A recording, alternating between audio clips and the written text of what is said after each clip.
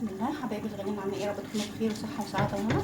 هنعمل النهارده ان شاء الله احلى صينيه معمر، بسيطه جدا جدا جدا ومش مكلفه. كل الحكايه معايا كيلو لبن اهو. اول حاجه هنعمل بسم الله، وفي نفس الوقت ايه زي ما شفتم كده مفيش فيه اي ايه ولا غليته ولا اي حاجه خالص.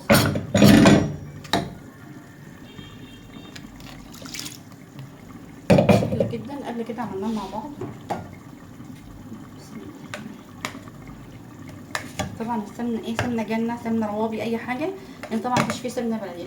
لو في سمنه بلدي يكون افضل، لكن ايه حسب الامكانيات. تمام.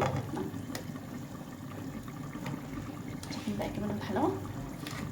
هسيبه بقى على النار، وبعد كده ايه مش هيغلي معايا. اول ما يبتدي يعمل يعني يبتدي اللي هو يغلي، اقوم ايه مدخلاه في الشوايه على طول، هياخد معايا لون، وبعدين ارجع بيه تاني على عين البوتاجاز وهدي عليه، والف هنا وشفا.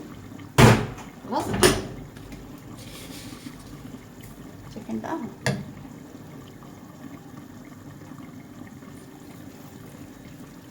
طبعا المعمر ما بيحبش الايه الملح كتير. خلاص. شايفين هو يبتدي بقى اللي هو ايه يغلي، يعني لسه فيه اللبن اهو. تمام. هقوم طافيه عليه بقى ومدخله ايه الشوايه. شايفين بقى الجمال والحلاوه.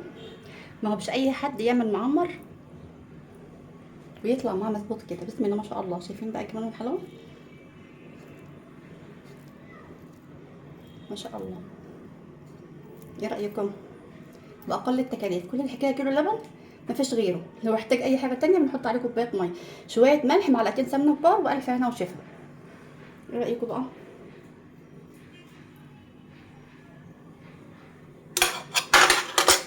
الله.